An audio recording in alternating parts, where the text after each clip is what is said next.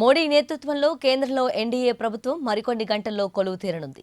రాష్ట్రపతి భవన్ వేదికగా ప్రధానిగా నరేంద్ర మోడీతో పాటు దాదాపు 30 మంది కేంద్ర మంత్రులుగా ప్రమాణ స్వీకారం చేయబోతున్నారు.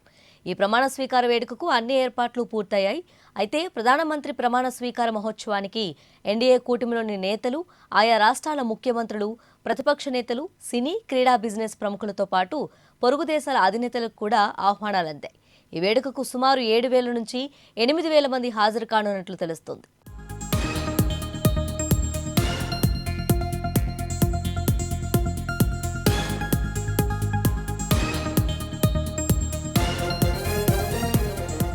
మోదీ ప్రమాణ స్వీకారానికి బీఆర్ఎస్ అధినేత, తెలంగాణ మాజీ ముఖ్యమంత్రి కేసీఆర్కు కూడా ఆహ్వానం అందింది.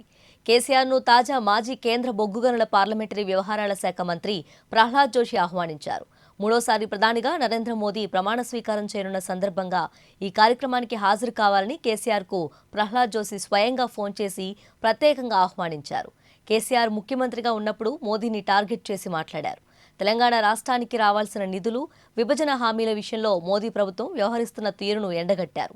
బీఆర్ఎస్కు మెజార్టీ సీట్లు వస్తే ఢిల్లీకి తమ తడాకా చూపిస్తామని తీవ్రస్థాయిలో విమర్శించిన కేసీఆర్ ఇప్పుడు ఆయన ప్రమాణ స్వీకారానికి హాజరవుతారా లేదా అన్నది రాజకీయ వర్గాల్లో తీవ్రస్థాయిలో చర్చ జరుగుతోంది.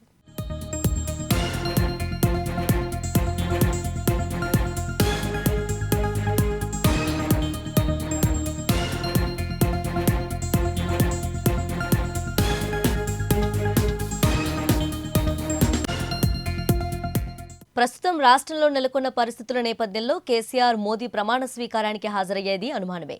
ఇటీవల లోక్సభ ఎన్నికల్లో బీఆర్ఎస్ తెలంగాణలోని 17 స్థానాల్లో పోటీ చేసి ఒక్క స్థానంలోనూ విజయం సాధించలేదు. కానీ కాంగ్రెస్ 8, బీజేపీ 8 స్థానాలు గెలుచుకున్నాయి. బీజేపీకి అనూహ్యంగా సీట్లు పెరగడంతో బీజేపీకి బీఆర్ఎస్ ఓట్లు మళ్లించదని కాంగ్రెస్ బలంగా ఆరోపణలు చేస్తుంది. ఈ నేపథ్యంలో మోడీ ప్రమాణ స్వీకారానికి కేసీఆర్ హాజరైతే ఈ ఆరోపణలు కాంగ్రెస్ ఉధృతం చేసే అవకాశం ఉంది.